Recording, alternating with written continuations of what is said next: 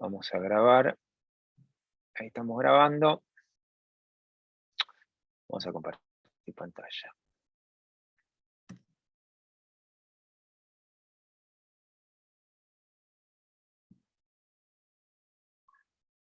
Esperen un minuto que acá estoy.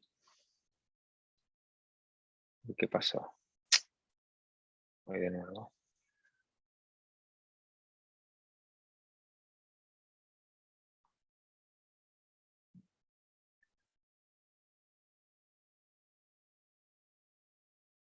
Bueno. Ok.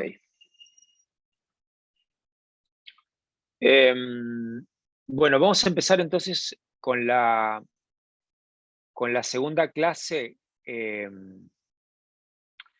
este cuatrimestre, digamos, la segunda clase de esta primera parte de termodinámica. Les hago un pequeño resumen de de las ideas fundamentales que vamos a ver hoy. Bueno, por un lado, voy a rápidamente hablar de presión, pero simplemente por completitud, porque ustedes ya vieron en Física 1 lo que es presión y vieron presión hidrostática, pero vamos a hacer un pequeño resumen ya que hablamos de temperatura, que acá sí es muy importante, definimos la ley cero, definimos equilibrio térmico la clase pasada. Bueno, vamos por completitud, vamos a hablar lo que es presión, que es otra coordenada termodinámica que vamos a usar. Posteriormente vamos a hablar de calor, ¿ok? Ya dijimos un poco, en realidad hablamos de calor, pero todavía no lo definimos, justamente para hablar de equilibrio térmico la clase pasada, ¿ok? Cuando hablamos de dos cuerpos a distinta temperatura, si uno los pone en contacto, llegan a una misma temperatura y lo que se intercambian es calor. ¿Okay? Eso ya lo dijimos en la clase pasada, ahora vamos a ir un poquito más en detalle de eso. Y vamos a hablar de calor y de calorimetría. ¿Okay? De qué es la calorimetría, qué es el calor específico y cómo medir un calor específico. ¿Okay? A través de la calorimetría. Y posteriormente vamos a hablar de gases ideales, o sea, ecuación de estado. Vamos a ver que en general hay sustancias, la relación de estas coordenadas termodinámicas no son independientes de la presión, el volumen y la temperatura, y están conectadas por una función, y esa función se llama ecuación de estado. ¿Ok? Y vamos a hablar de la ecuación de estado más simple que hay, que es o sea, vamos a hablar de la ecuación de estado del gas más simple, que es un gas ideal, y posteriormente vamos a ver cómo, de una manera muy fenomenológica, podemos hacer un poco más realista ese gas ideal, incluyendo las fuerzas entre las partículas, no solamente los choques elásticos, e incluyendo que las partículas no son puntuales. ¿Ok? Entonces vamos ahí a pasar al gas de Van der Waals, que es otra ecuación de estado, ¿ok? Que es más realista que un gas ideal. Y me parece que me queda algo, y finalmente vamos a hablar de derivadas parciales, que es muy importante en esta materia, que es un poquito de matemática, que lo van a ver seguramente también lo van a ver en práctica, pero no está mal verlo un poquito acá también. ¿Está?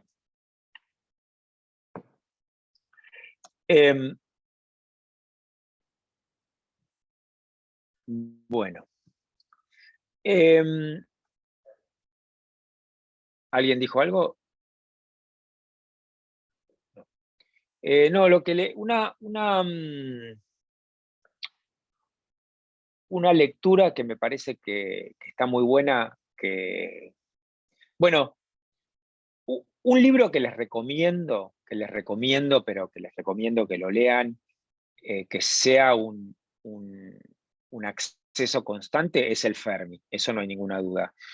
Ahora, me parece que está bueno lo que hablamos la clase pasada, de esta nueva manera de pensar que aparece en termodinámica, todas estas ideas de mecánica versus termodinámica, microscópico versus macroscópico, todas esas ideas están muy, muy bien contadas y me gusta mucho el capítulo 1 del libro este que yo les recomendé las clases pasadas, que se llama Swensen.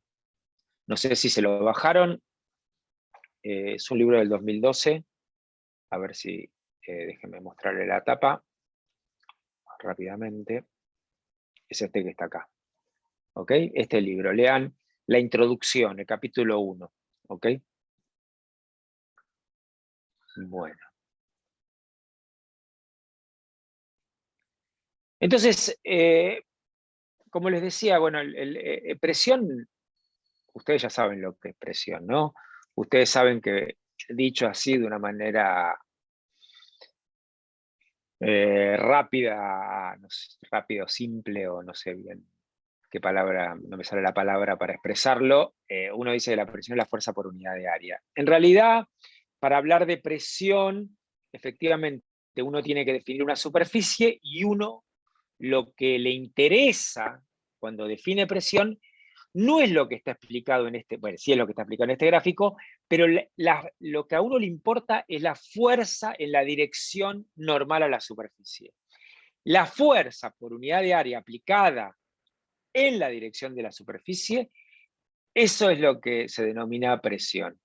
¿Ok?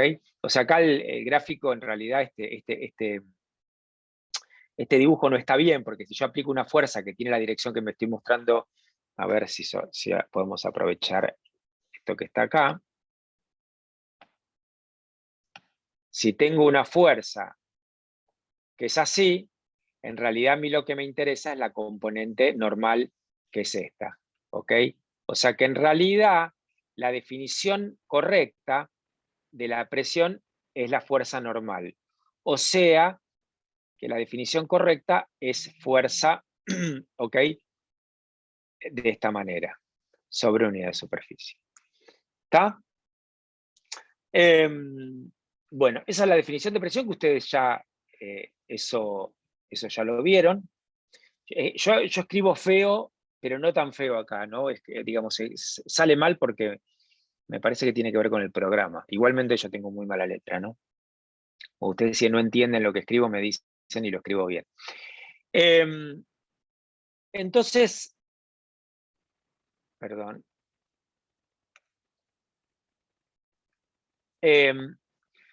Nosotros vamos a trabajar en la situación hidrostática, ¿ok?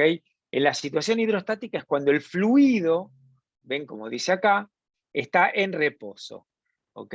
Y en ese caso, fíjense que la fuerza por unidad de área es siempre, o sea, la fuerza es siempre normal al elemento de superficie. Y es, como dice acá, independiente a la orientación de ese elemento. ¿Ok? Eso está basado en lo que ustedes ya saben, que es el principio de Pascal, ¿ok? Que ya lo vieron en física 1, si no recuerdo mal. ¿Ok? Entonces nosotros vamos a trabajar en esa condición, en la condición hidrostática. ¿Ok?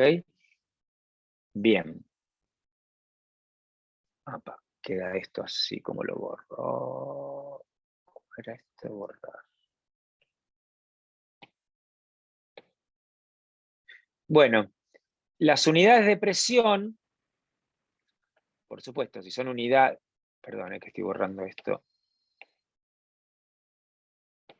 Tiene que haber alguna manera más eficiente de borrar, ahora voy a buscar.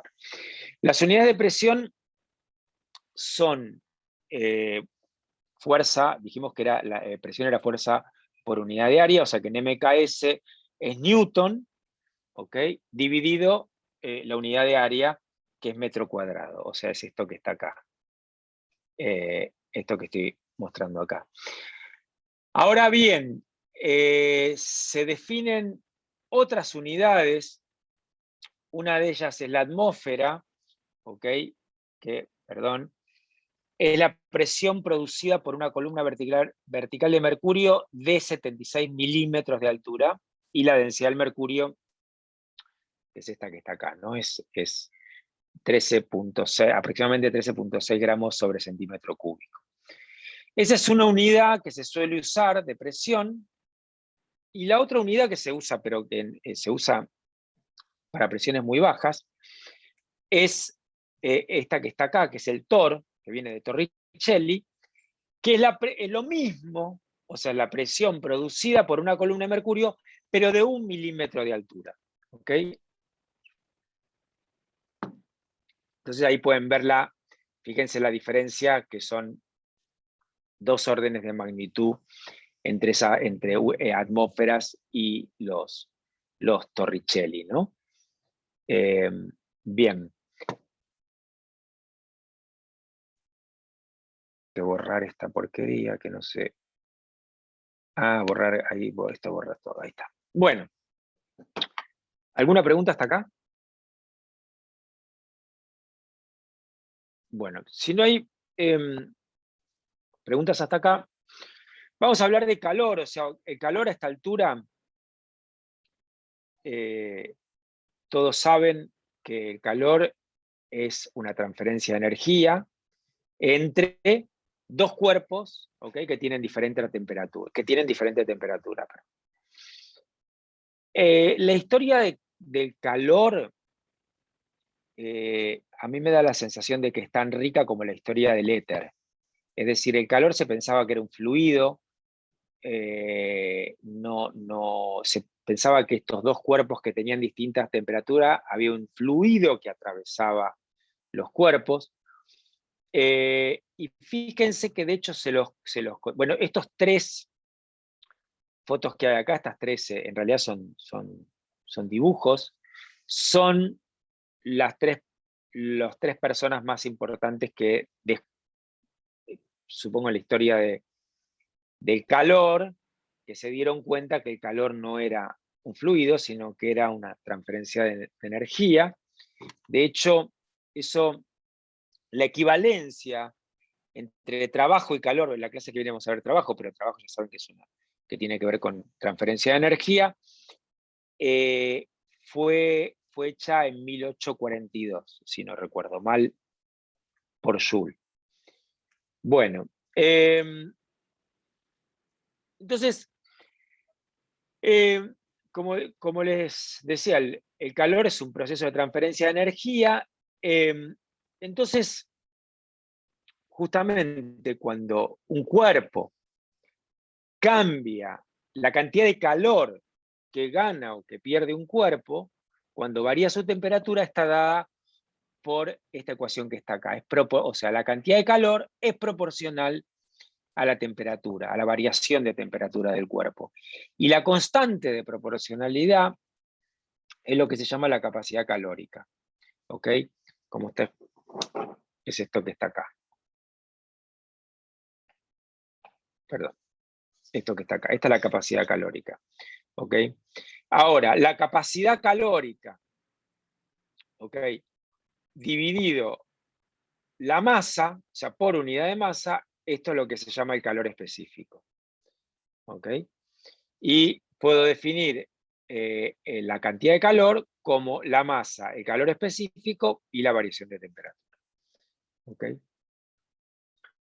De nuevo, esta es cuando yo tengo un cuerpo que cambia su temperatura, esto está asociado a que absorbió o entregó una cantidad de calor. ¿Ok? Bien, ¿alguna pregunta? Yo tengo una pregunta, pero como ¿esto se demuestra o es como experimental que se dieron cuenta que pasaba siempre? Es experimental, es fenomenológico. Es fenomenológico. O sea, ¿qué quiere decir demostrar? ¿Qué sería, qué sería para vos demostrar? No, o sea, no sé, como digo, alguna demostración matemática con cuentas que Bueno, pero pensémoslo. pero Pero pensemos digo, es que como una regla como las leyes de Newton, que bueno, son así porque medio que sea como una cosa como ley, o es bueno, algo que una demostración más como de bueno, análisis. la manera de ir más para adentro, no fenomenológicamente, tendrías que ir a ver a tratar de encontrar esto de manera, desde primeros principios, es decir, desde el punto de vista microscópico. ¿Ok?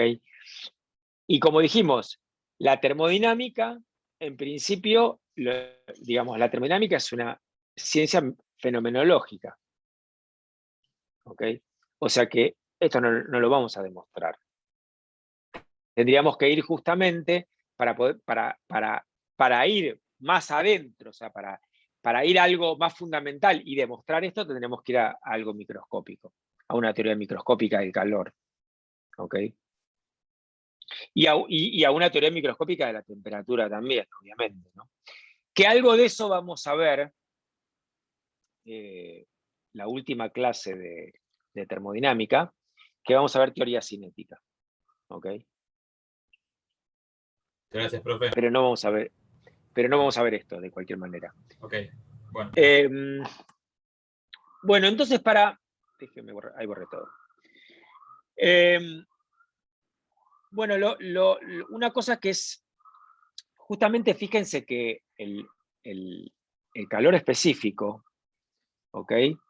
El calor específico justamente me dice digamos, ante una variación de temperatura, cuánto es el calor que voy a absorber o que voy a entregar, porque es una cantidad muy importante que caracteriza a ese cuerpo. Entonces es importante muchas veces medir, saber cuánto valen los calores específicos o la capacidad calórica, ¿está bien? De determinadas sustancias. ¿Ok? Por ejemplo, cuánto vale la capacidad calórica del hierro, del plomo, no sé, del cobre. Y bueno, ¿y cómo se hace eso? Y bueno, es simple, ¿ok? Es bastante simple. En mi época, cuando yo hice eh, las materias tenían su laboratorio asociado, ahora los laboratorios van aparte, y seguramente, no sé, ustedes me van a decir, no sé qué laboratorio se hace relacionado a termodinámica ahora, cuál de los 7 laboratorios es, en realidad de los 5 primeros. Y una de las prácticas de laboratorio que nosotros hacíamos, y me imagino que ahora debe seguir siendo igual, es la de calorimetría. Es decir, medición del calor específico de algún cuerpo. ¿Ok? ¿Han hecho esa práctica? O sea, o saben en qué materia se hace, de qué laboratorio. Creo que se hace en la U4. No, estoy seguro. La U4. Ok. Bueno, y entonces, para hacer esto, eh, lo primero, lo primero que uno tiene que tener para hacer calorimetría es lo que dice acá que es un calorímetro. ¿Ok? Un calorímetro es esencialmente un recipiente aislado. ¿Ok? Pero no un recipiente aislado a nivel de... no cualquier recipiente aislado es un calorímetro. ¿Okay? Un calorímetro es un recipiente aislado que aísla a mi sistema de la transferencia de calor. ¿Okay?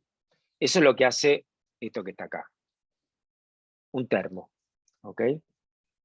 Un termo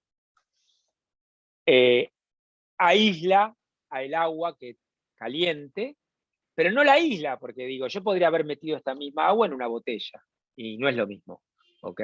Porque la botella, el vidrio, es mucho mejor conductor de calor que esta doble pared que tiene eh, este termo, ¿ok? En Profe, general sí, ¿sabe de qué material se hacen?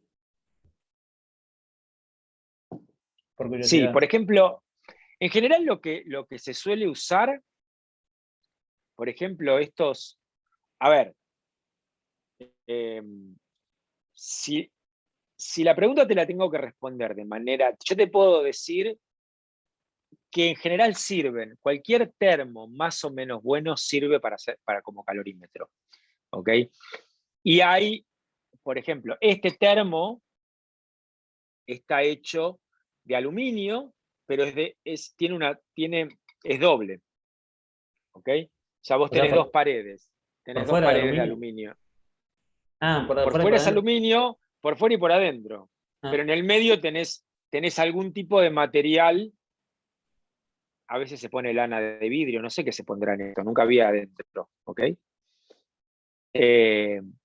Después, fíjate que hay otros termos que son de vidrio, ¿viste esos que son de vidrio, que son medios plateados, pero que vos en realidad lo que ves es plástico, o sea, también es plástico y adentro tenés como una especie de botella de vidrio. Sí, sí, de ¿Te das eso tengo. cuenta? Y este que está acá, que está acá en este, no lo sé, parecería ser de plástico y no sé qué habrá en el medio, ¿no? Porque ves que, de nuevo, todos tienen una doble pared. Ahora, en estos calorímetros, o sea, ahora vamos a hablar un poquito más en detalle lo que quiere decir estas paredes, que son paredes adiabáticas, es decir, paredes que no conducen, que conducen muy mal el calor. El calorímetro tiene dos cosas más importantes. Tiene esto que está acá, que es un termómetro, ¿ok? No sé si lo ven ahí. Y esto es algo para revolver, es una palita para revolver, ¿ok? Con el cual pueden revolver.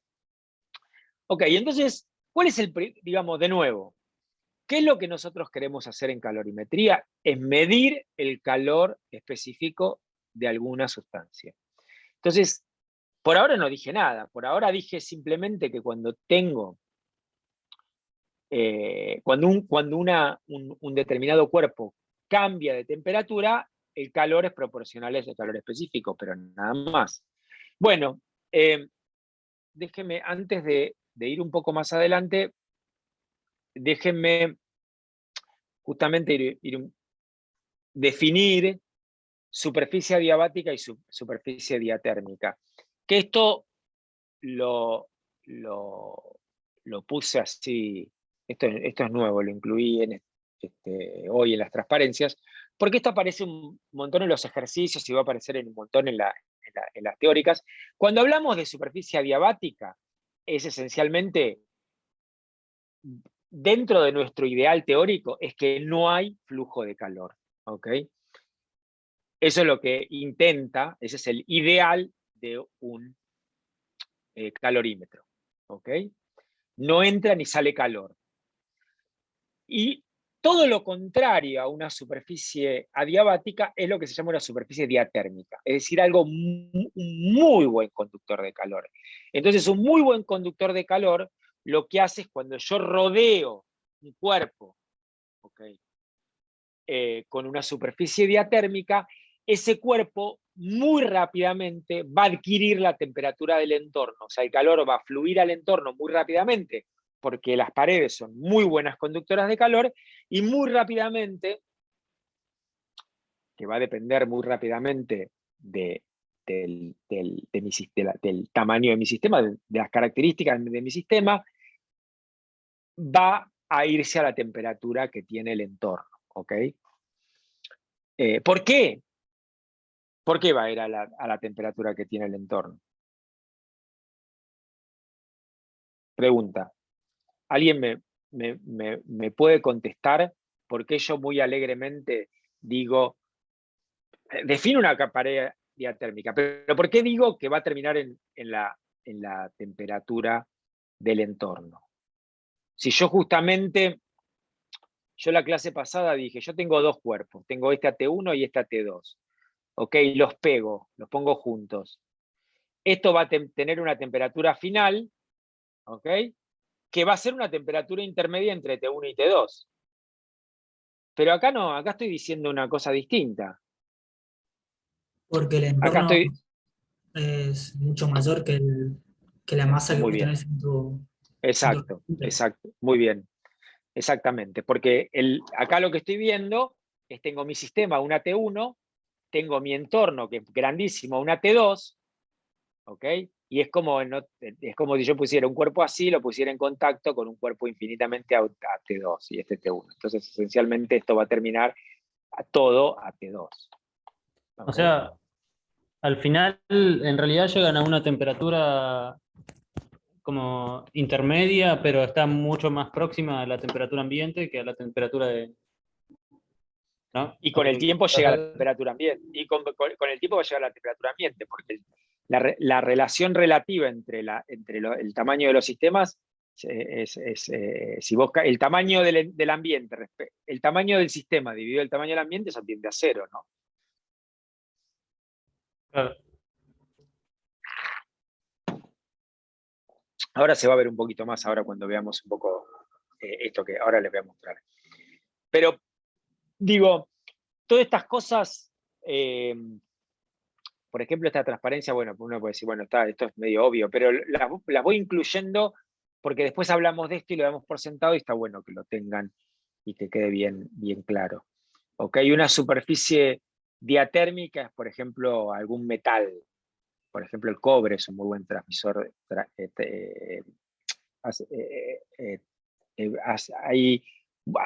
Es muy buen transmisor de calor. Perdón, ya no me sale la palabra. Bien, entonces, ¿cómo es que hacemos calorimetría? Bueno, cuando yo estoy adentro de mi calorímetro, digo, el calor no puede ni entrar ni salir del calorímetro. ¿Ok? Entonces, todo el calor que dentro del calorímetro, todo lo que sale, si yo agarro, por ejemplo,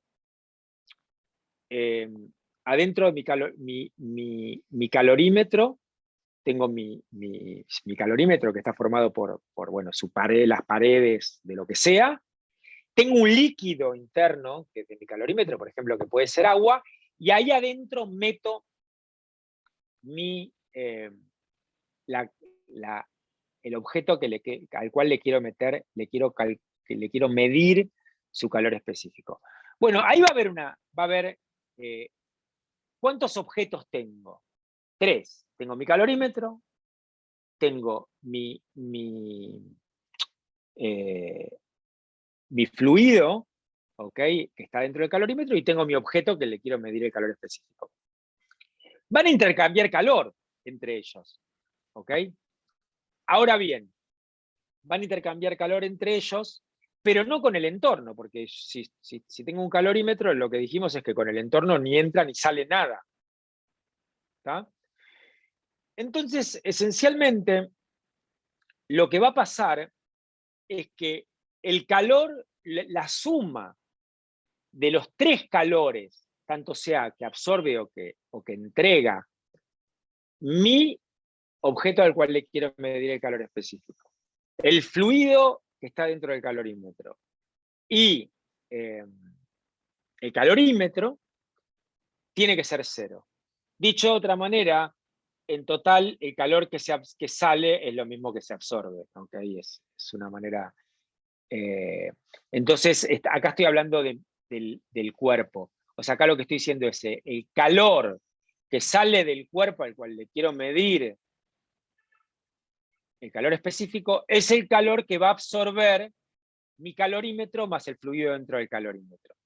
Entonces, el calor que sale del cuerpo, bueno, es la masa que tengo de ese cuerpo, el calor específico, que es el que no conozco, la temperatura inicial del cuerpo menos la temperatura final a la que llega. Este es el calor que sale. ¿Ok? Fíjense que esto va a ser negativo, ¿no? Porque perdón, positivo, porque la temperatura inicial es mayor que la temperatura final. ¿Ok? Agarro un cuerpo caliente y lo meto dentro de un fluido adentro de un calorímetro. Y ese calor que sale de mi cuerpo, bueno, se va a distribuir una parte va a ir a parar al calorímetro, ¿ok? Al calorímetro que está acá, o sea que es la masa, la misma ley, que es la masa del calorímetro por el calor específico del calorímetro y la variación de temperaturas, ¿ok? Fíjense que acá la temperatura inicial del calorímetro es distinta a la que tenía mi cuerpo, porque si no, no hay transferencia. O sea, yo tengo por ejemplo, quiero, no sé, agarrar una bolita de hierro y quiero medir su calor específico. Lo pongo, por ejemplo, a 100 grados, lo tiro a un calorímetro que, por ejemplo, está a 20 grados. ¿Ok? Entonces, fíjense que inicialmente la temperatura de mi objeto es 100 grados, que es esto que está acá. Y la temperatura inicial de mi calorímetro es 20 grados. Ahora bien, además tengo el fluido, ¿no? Que es donde que también absorbe calor, y en ese caso, bueno, será la masa del fluido, el calor específico del fluido y la temperatura final menos la temperatura inicial que está del fluido. Fíjense que acá el fluido dentro del calorímetro y el calorímetro están a la misma temperatura. O sea, si yo quiero hacer un experimento, por ejemplo acá, que tengo agua en este termo y quiero medir con este termo, obviamente que no me sirve como calorímetro porque no tengo algo para revolver, ni tengo el termómetro, pero la temperatura a la que está mi termo, las paredes de mi termo, mi calorímetro y el agua adentro es la misma, que es esto que está acá, ¿no? Que es esta temperatura. O sea, tengan en cuenta que esta temperatura y estas son iguales, pero no es lo mismo que estas son diferentes. ¿Ok? O sea, es decir, yo tengo un calorímetro con el agua acá a una temperatura inicial A, y tengo mi cuerpo que voy a meter acá a una temperatura IO de mi objeto. ¿Ok? ¿Se entiende? Tengo una pregunta. Sí. ¿Por qué en el calor que sale está primero, en la diferencia de temperatura, por qué está primero la inicial y después la final, pero en el calor que se absorbe está primero la final y después la inicial? Bueno, porque ahí lo podés hacer de varias maneras. Que uno puede agarrar y decir, la suma de los calores es igual a 0. ¿Ok? Entonces, fíjate que si haces de esta manera, que es como lo empecé contando, si vos pensás en esta ecuación, el que sale, fíjate que es menos el que entra. O sea, si vos pasás, esta ecuación la podés escribir Q sale con un signo menos más Q absorbido es igual a 0. ¿Ok? Eso tiene que ver con qué signo vos le ponés al calor que sale y el calor que entra. O sea, si vos el calor, ¿se entiende a lo que voy? Sí, creo que sí. Por eso, en realidad, esto capaz que es un poco confuso escribirlo así, y puedo pensar escribirlo todo de esta manera. ¿Ok? Y el signo me queda definido. Acá se lo estoy metiendo yo. Bien. Una cosa importante que les quería decir. Esto que está acá, fíjense que en esta ecuación, ¿qué es lo que tengo como dato? Esto lo conozco, la temperatura inicial de mi cuerpo, que es esto que estoy marcando acá. La temperatura inicial de mi calorímetro también la tengo. ¿Ok? El calor específico de mi calorímetro, el calor específico del fluido que está dentro de mi calorímetro también lo conozco. La masa de fluido que está dentro de mi calorímetro también la conozco, y la masa de mi calorímetro también lo conozco. Entonces, fíjate que en esta ecuación, que estoy remarcando acá, ¿cuál es la incógnita? Solamente esta que está acá, siempre y cuando sepas la masa del cuerpo. ¿Ok? Entonces simplemente eso te genera una ecuación con una incógnita, y ahí obtenés, finalmente de acá sacás C, que es lo que vos no sabés que es lo que querés obtener. ¿Ok? ¿Se entiende?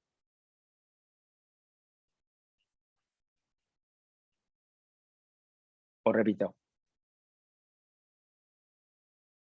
Bueno, vamos a suponer. Bien.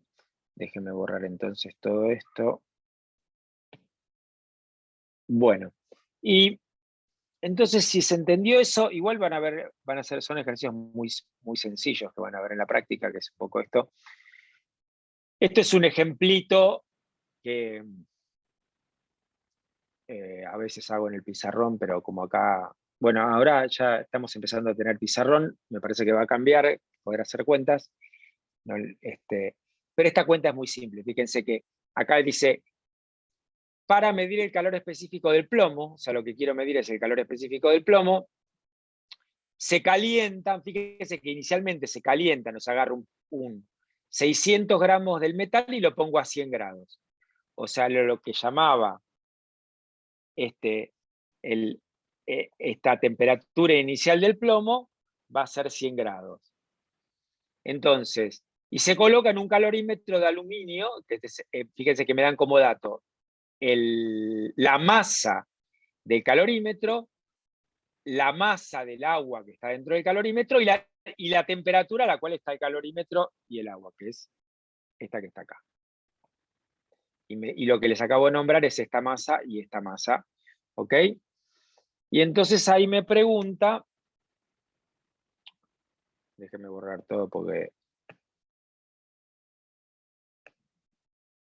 no borra, a ver, a borrar.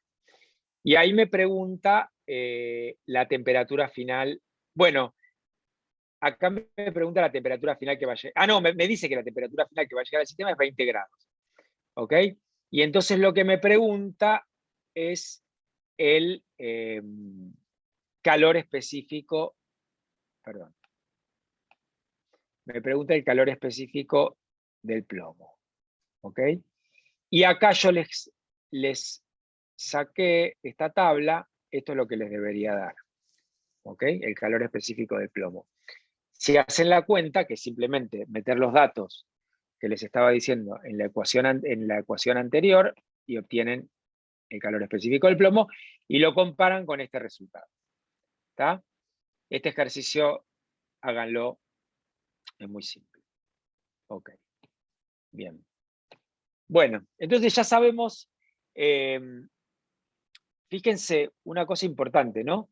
Esta temperatura, de nuevo, esto es experimentalmente, bueno, yo tengo que medir la temperatura de mi objeto que voy a meter, la mido de alguna manera, y el calorímetro tiene su termómetro con el cual yo mido la temperatura inicial, y después cuando meto todo, ¿para qué les parece que está le decía que había un removedor? ¿Para qué es ese removedor?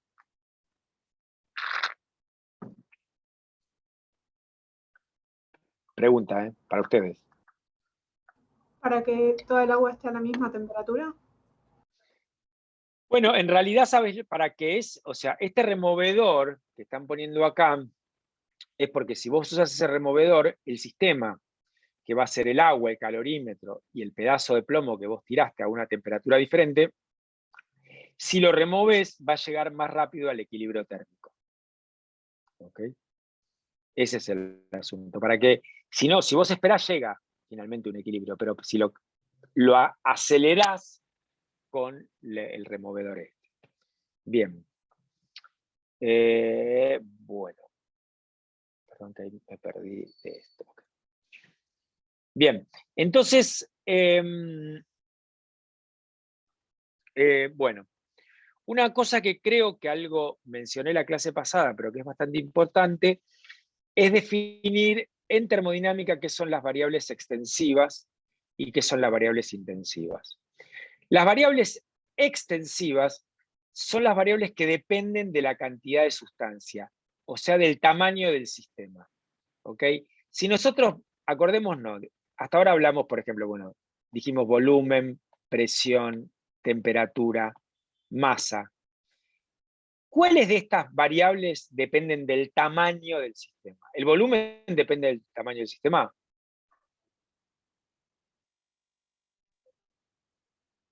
Sí. Volumen y Sí. masa. Y la masa Extensiva. también. La masa también es extensiva. Ahora, ¿la presión depende? ¿La presión depende del tamaño del sistema? No, es intensiva. Y la temperatura tampoco es intensiva. ¿Ok?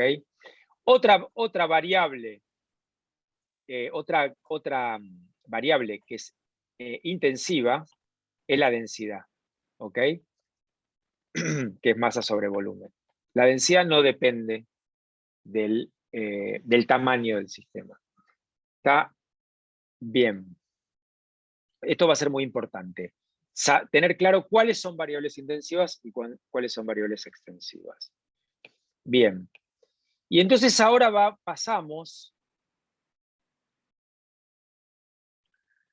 a ecuación de estado. ¿Ok? De nuevo, es un concepto fenomenológico y veámoslo con este ejemplito que está acá, ¿no? Supónganse que ustedes agarran una cantidad de gas, ¿ok? No sé, agarran anhídrido carbónico, por ejemplo, o hidrógeno, a una dada temperatura, ¿ok? Y lo meten adentro de un émbolo, ¿no? de una cavidad, de un cilindro, de esa cavidad que está ahí. ¿Qué va a pasar con la presión? ¿Entienden lo que estoy preguntando?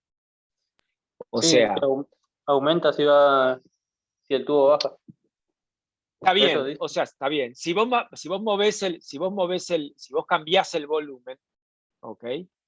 El tubo, la presión va a aumentar. En algún sentido, me estás respondiendo a la pregunta, y lo que me estás diciendo es que estas 4 cantidades que estuvimos hablando no son independientes. Hay una relación entre ellas. ¿Ok? No, de alguna manera, lo que les estaba contándoles a manera de cuentito, digo, bueno, si yo meto acá adentro un gas con una determinada temperatura, o sea, fijo la temperatura, el volumen y la masa que metí ahí, la presión me va a quedar determinada. Es decir, que estas 4 variables no son independientes. ¿Ok? Dicho, lo puedo hacer más simple, puedo definir el volumen específico, o sea, la inversa de la densidad, y puedo hablar de 3 cantidades de esta sustancia, y puedo hablar de que estas 3 cantidades no son independientes.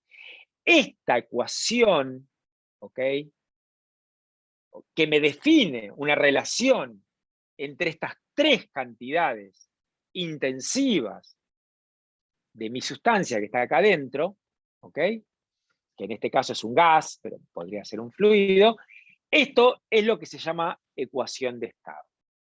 ¿Ok? Y fenomenológicamente, de alguna sustancia se conoce esa ecuación de estado. ¿Está bien?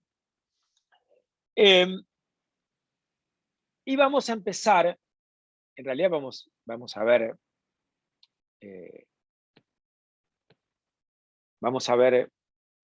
la ecuación de estado del sistema más simple, o sea, la ecuación de estado más simple que hay. ¿Ok? Eso eso no quiere decir que haya sido simple la historia para descubrir esta ecuación de estado. ¿Ok? Porque yo recuerdo, esas cosas que uno se acuerda me acuerdo de la secundaria, cuando me contaron la ecuación de estado de un gas ideal, en realidad me hablaban de 3 leyes, la ley de Gay-Lussac, de tal, que fueron descubriendo determinadas cosas hasta que finalmente en realidad se llega a la relación, a la ecuación de estado, que es la relación entre presión, volumen y temperatura. ¿Qué es un gas ideal? Es un gas que cumple que la presión por el volumen es proporcional a la temperatura. Ahora vamos a ver realmente el grado de proporcionalidad, vamos a ver la fórmula, la ecuación exacta. Pero esa es la definición de gas ideal. Y esta es una pregunta porque finalmente, al final, cuando nos vayamos de la termodinámica y vayamos a la teoría cinética, vamos a obtener esta ecuación desde un punto de vista microscópico, asumiendo una cantidad de hipótesis. Pero, claro, esas hipótesis, ustedes dicen, bueno, pero un gas ideal es aquel que cumple las hipótesis que vas a hablar en la última clase de termodinámica. Claro, pero esas hipótesis son microscópicas y nosotros estamos en el mundo macroscópico, en el mundo de la termodinámica. En el mundo de la termodinámica no me importan las hipótesis microscópicas. Entonces, un gas ideal va a ser el gas que cumpla esta ecuación que está escrita acá. Esa es la definición de un gas ideal. Un gas que cumple esta ecuación. Ahora bien, ustedes pueden preguntarme, un gas real, no sé, por ejemplo, el aire que está dentro de esta habitación, ¿es un gas ideal? Bueno, ahora vamos a discutir un poquito eso, ¿ok? Pero si yo les pregunto, ¿qué es un gas ideal? Es un gas que cumple que la presión por el volumen es igual a el número de moles, ahora vamos a ver lo que es, por esta R, que es la constante de los gases, ahora vamos a ver bien la definición de esta R, por la temperatura. Lo que es lo mismo que otra constante, que es la constante de Boltzmann, el número de átomos, este es este N, por la temperatura. Esta constante de Boltzmann, ahí está el valor de la constante de Boltzmann. El número de moles, ¿ok?, se define con, este es el número de Avogadro, ¿ok? El número de Avogadro es este número que está acá. Entonces el número de moles está definido a partir de esto. El número de partículas dividido el número de Avogadro, ese es el número de moles que tengo de mi sustancia. ¿Ok? Y de ahí queda definido esta constante R que se llama constante de los gases ideales. ¿Ok? Que es este valor que está acá, 8.3 joules sobre Kelvin, sobre grados Kelvin. Entonces, una manera, por ejemplo, de ver si un gas es ideal o no, es agarrar y medir para un gas real esto que está acá. Medir, dado un gas en determinadas condiciones, medir la presión por el volumen dividido la temperatura y el número de moles. ¿Esto a qué tiene que ser igual, de acuerdo a esto que están viendo acá? A una constante R. ¿Ok? Cuánto te apartás de este valor es cuán lejos estás de ser un gas ideal. Y, perdón, déjenme mostrarles primero eso, y acá tienen ejemplos. ¿Ok? Acá tienen hidrógeno, acá tienen nitrógeno, acá tienen CO y acá tienen oxígeno. ¿Ok? Y fíjense que acá lo que mido es la presión por el volumen dividido, lo que les decía, el número de moles por la temperatura, dividido la temperatura, esta cantidad, que si es un gas ideal me tiene que dar esta línea roja que es este R que está acá. Y fíjense que mientras más grande, o sea, ¿en qué casos estos gases se van a comportar como gases ideales? Cuando la presión se achica. Mientras más grande sea la presión, más me aparto de un gas ideal. ¿Ok? O sea que en general, un gas, digamos, real, a presiones bajas, se puede aproximar por un gas ideal. ¿Ok? Acá les mostraba, bueno, este es un gráfico de esta ecuación que está acá, ¿no? En 3 dimensiones, esta es la relación presión, volumen y temperatura. en un gráfico en 3 dimensiones, o sea, un punto es un estado de gas ideal, ¿ok? Y si hago un corte,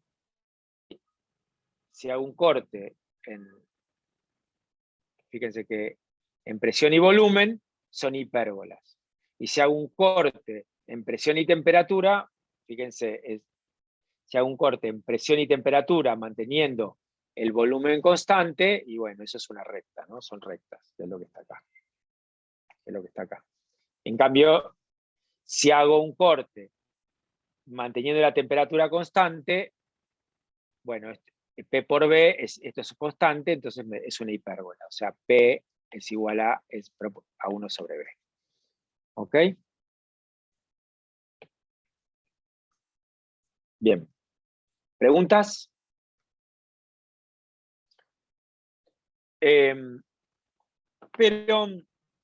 Bien, pero esto podemos mejorar un poco esta aproximación, ¿no?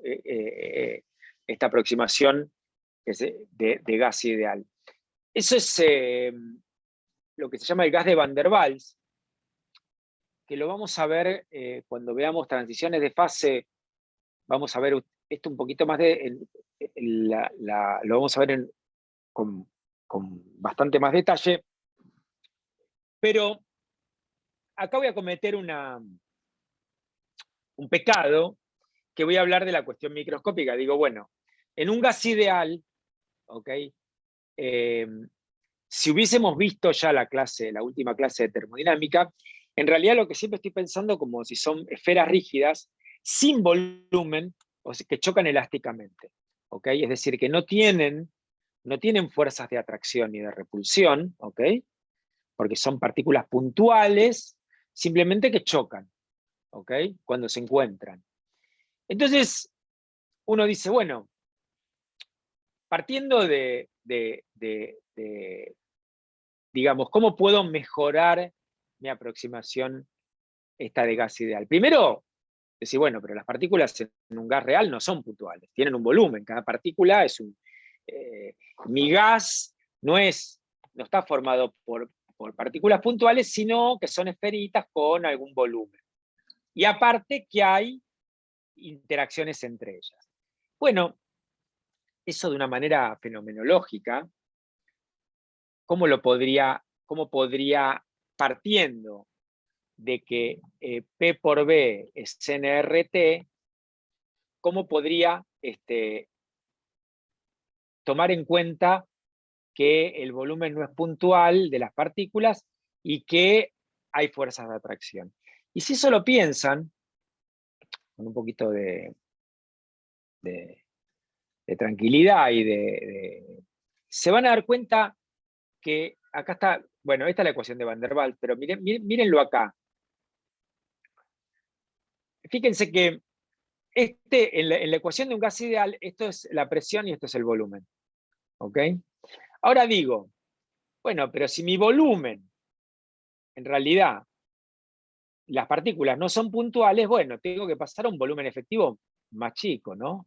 Y entonces, mi volumen para un gas real, bueno, tendrás que ser el volumen anterior menos algo que tenga que ver con el tamaño de las partículas. ¿Ok? Y lo mismo, si ahora las fuerzas son atractivas, si las partículas tienen fuerzas intramoleculares, y bueno, habrá una presión efectiva que tendrá que ver también, justamente, habrá un término que te cambia la presión efectiva, ¿ok?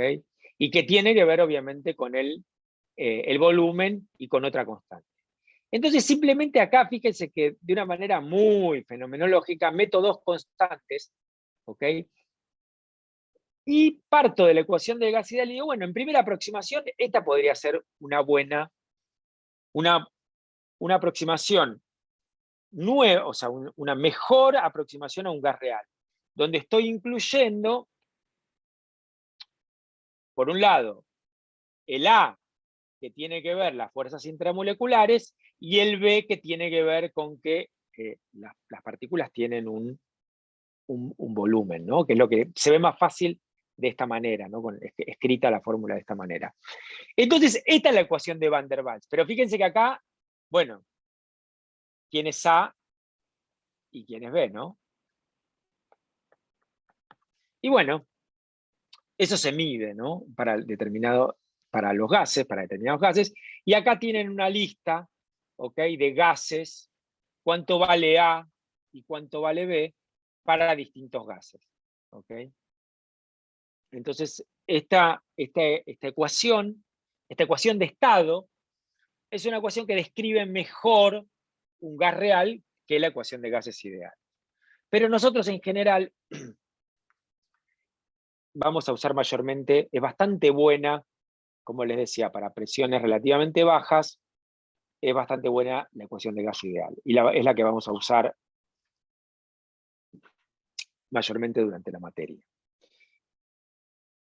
Bueno, y ahora, así,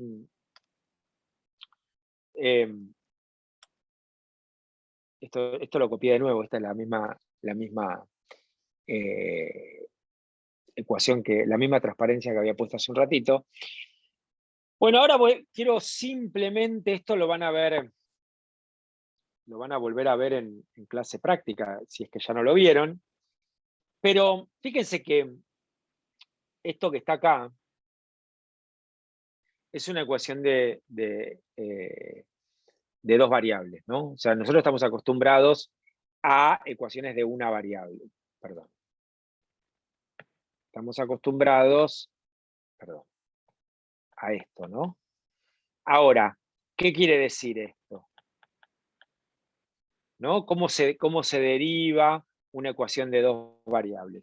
Bueno, y eso, que va a ser muy importante para esta materia, déjenme borrar acá, son las derivadas parciales, ¿ok? Es decir, cuando yo tengo una ecuación de tres variables, puedo escribir una en función de cualquiera de las dos, ¿ok? Acá tengo tres funciones distintas, o sea, la presión la puedo escribir en términos del volumen y la temperatura, el volumen en términos de la presión y la temperatura, o la temperatura en función de la presión y el volumen, ¿ok? Y en forma general, esto lo puedo escribir, digamos, cuando tengo una función que depende de dos variables, un diferencial ya no es esto, digo, sin mirar esto que está acá, sino un diferencial va a ser,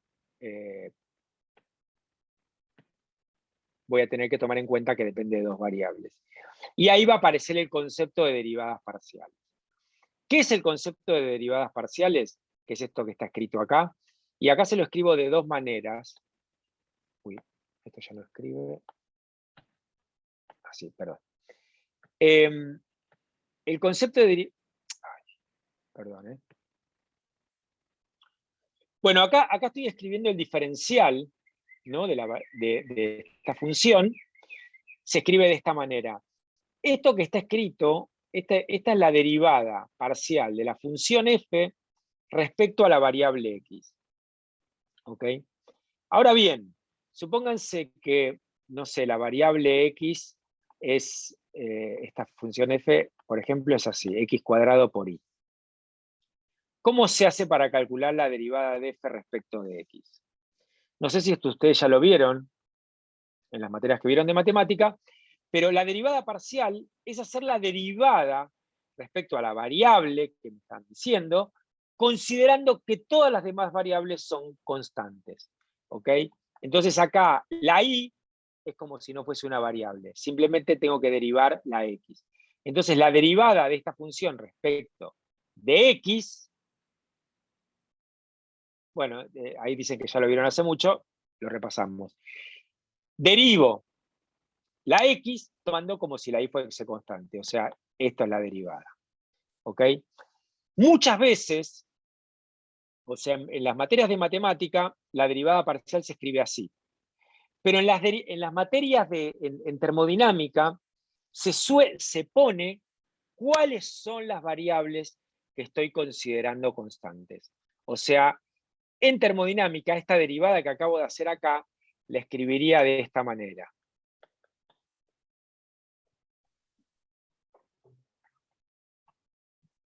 ¿Ok? O sea, estoy diciendo la derivada parcial de f respecto de x manteniendo la y constante. Pero es lo mismo. Fíjense que acá escribí el diferencial sin poner, manteniendo el y constante, y bueno, y acá el x, y acá lo escribí. Este es en el lenguaje de la termodinámica. ¿Okay? Este es el diferencial de z escrito en el lenguaje de termodinámica y este es en el lenguaje de las materias de matemática. Pero es lo mismo. ¿Ok? Bien. Profe, una pregunta. Si ahí Sí. la y dependiera de x, tendrías que reemplazar en vez de la y, poner esa función de x y derivar todo junto, o la y en función de x la tomás como constante. ¿Cómo? Ahí me mataste, ¿no? Creo que no entendí la pregunta. Si tenés, si de algún lado te hubiera salido una igualdad de y, o sea, que y depende de x, cuando haces la derivada parcial tendrías que considerar ahí como función de x y Ah, hacer bueno, regla pero de cadena o algo. lo que pasa es que si vos tenés esto, ¿no? Que te pongo ahí, y además tenés que y es función de x, si vos tenés estas dos ecuaciones, en realidad z es función de x nada más, o función de y. Claro. Ah, está bien. Y ahí para derivar correctamente, Y ahí, reemplazás y el esto ya valor es una de y. derivada total, ya tenés una Claro. derivada total, no tenés que hacer parcial. O sea, Perfecto. acá x e y son independientes. Cuando vos me metés esto, me decís no son independientes. ¿Ok? Dale, perfecto. Es Gracias. como en algún sentido pensalo como si vos te tuvieses sobre una superficie y te decís, no, pero te tenés que mover sobre una línea. Y bueno, y ahí ya entonces no son independientes. No es una superficie, es una línea. ¿Ok? Bien. Ok. Entonces, bueno, ahora esto es muy simple. Lo puse, en realidad después lo vamos a usar muchísimo más adelante, pero bien, nada, lo hice acá, que es, supónganse que tengo, de nuevo, tres variables, ¿ok? Una función, vamos a poner f, que depende de x y z, es igual a 0, es decir, que eso quiere decir que puedo escribir x en función de iz, o puedo escribir y en función de xz, planteo los diferenciales de los dos, en este caso tomando y z como variables independientes, y en este caso x y z como variables independientes. Lo que voy a hacer acá es una cuenta muy simple, que voy a meter este diferencial de y acá adentro, y haciendo esa cuenta, o sea, partan de 1, háganlo, es muy simple, parto de 1, meto 2 acá adentro, o sea, me queda dx es igual a esta derivada que está acá, y en vez de poner di, meto todo esto más esto que está acá. ¿Ok? Y ahí distribuyan, y voy a llegar